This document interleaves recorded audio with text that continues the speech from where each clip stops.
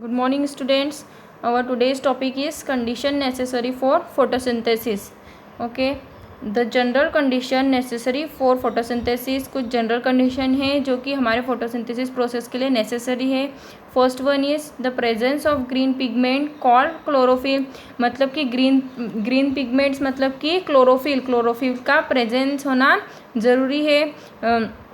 The presence of sunlight मतलब कि sunlight की उपस्थिति होना ज़रूरी है. The availability of carbon dioxide की अवेलेबिलिटी भी ज़रूरी है. अवेलेबिलिटी ऑफ वाटर और वाटर की भी अवेलेबिलिटी ज़रूरी है.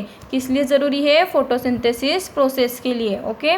First one is chlorophyll. It is a green pigment and is usually present in the leaves in the structure called chloroplast. मतलब कि जो ग्रीन पिगमेंट्स होती है वो काय में प्रेजेंट रहती है? लीव्स में. और in the structure called chloroplast. और उस स्ट्रक्चर को क्या कहते हैं? क्लोरोप्लास्ट कहते हैं. Chloroplast traps the sunlight. और क्लोरोप्लास्ट क्या करता है? सनलाइट को क्या करता है? ट्रैप करता है. Okay. Next one is sunlight. It is the source of light energy. Sunlight क्या है? लाइट एनर्जी का एक सोर्स है. Chlorophyll trap the light energy to make energy carrying particles. और क्लोरोफिल क्या करता है? एनर्जी कैरिंग पार्टिकल्स को क्या करता है? एनर्जी कैरिंग पार्टिकल्स के लिए लाइट एनर्जी को क्या करता है? ट्रैप करता है. Okay. Next, carbon dioxide. Plant take up carbon dioxide from the atmospheric air. Plants क्या करते हैं? कार्बन डाइऑक्साइड लेते हैं. कहाँ से लेते हैं? एटमॉस्फेरिक एयर से. Through stomata present on the under surface of the leaves. कहाँ से लेते हैं? स्टोमाटा से लेते हैं. स्टोमाटा कहाँ पर प्रेजेंट होता है? Under surface of the leaves में प्रेजेंट होता है. The stomata are surrounded by guard cell. और स्टोमाटा कहाँ से सराउंडेड रहता है? गार्ड सेल से घिरा हुआ रहता है. Which regulate their opening and closing. और किसको रेगुलेट करता है वो? ओपनिंग और closing. Okay. Next one is water. Roots of the plants enable them to obtain water from the soil. जो प्लांट्स की रूट्स होती है वो क्या करती है? वाटर कहाँ से एब्जॉर्ब करती है? सॉइल से एब्जॉर्ब करती है. The water and soluble nutrients travel through the roots. और जो वाटर है और जो सॉल्युबल न्यूट्रिएंट जो कि हमको सॉइल से मिलते हैं वो कहाँ से ट्रेवल करते हैं? रूट से तो स्टेम तक ट्रेवल करते हैं. And reaches the leaves through special vessels called xylem. और जाइलम के थ्रू कहाँ पर पहुँचते हैं वो? लीव्स में पहुँचते हैं. ओके. जाइलम क्या है? कि स्पेशल वेसल्स है जो कि सॉल्युबल न्यूट्रिएंट्स और वाटर को कहाँ पहुँचाता है? लीव्स में पहुँचाता है. Okay. Next topic is importance of photosynthesis. First one is photosynthesis का इम्पोर्टेंस क्या है? First one is it makes food for plants. Photosynthesis process क्या करती है? प्लांट्स के लिए क्या बनाती है? फूड बनाती है. Next one is it maintains balance between oxygen and carbon dioxide in the atmosphere. क्या मेंटेन करती है? एटमॉस्फेयर में ऑक्सीजन और कार्बन डाइऑक्साइड का बैलेंस मेंटेन करती है. It provides oxygen to all living beings to breath.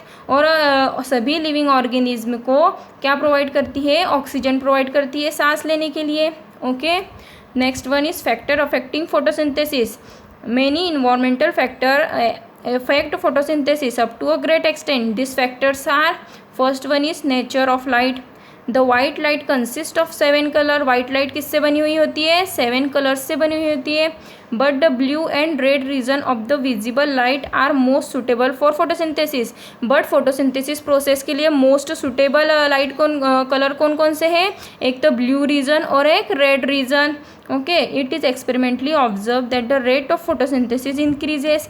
Experimentally क्या observe किया गया है? कि जो रेट ऑफ फोटोसिंथेसिस है वो इंक्रीज होता है in the presence of blue and red region. Blue और रेड रीजन में क्या होता है?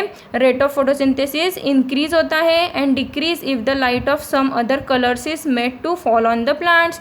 और अगर प्लांट्स पे किसी रेड या ब्लू कलर के अलावा कोई दूसरा कलर फॉल होता है तो क्या होता है? रेट फोटोसिंथेसिस का डिक्रीज होता है. Next one is intensity of the light.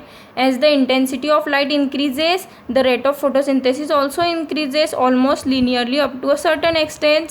मतलब कि जैसे जैसे लाइट की इंटेंसिटी बढ़ेगी रेट ऑफ फोटोसिंथेसिस भी क्या होगा? बढ़ेगा. Okay. At high intensity of light the rate of photosynthesis become limiting.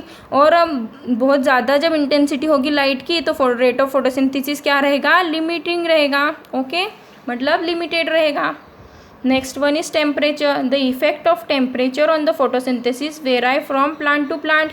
और जो टेम्परेचर रहेगा वो प्लांट टू प्लांट मतलब डिफरेंट प्लांट पे डिफरेंट टेम्परेचर रहेगा फोटोसिंथेसिस का. The temperature does not affect the light reaction but affect the dark reaction markedly. मतलब कि जो फोटोसिंथेसिस है वो टेम्परेचर के थ्रू लाइट रिएक्शन में अफेक्ट करेगा बट डार्क रिएक्शन में अफेक्ट नहीं करेगा. Next one is availability of water and carbon dioxide. Poor availability of water and carbon dioxide louvers the rate of photosynthesis.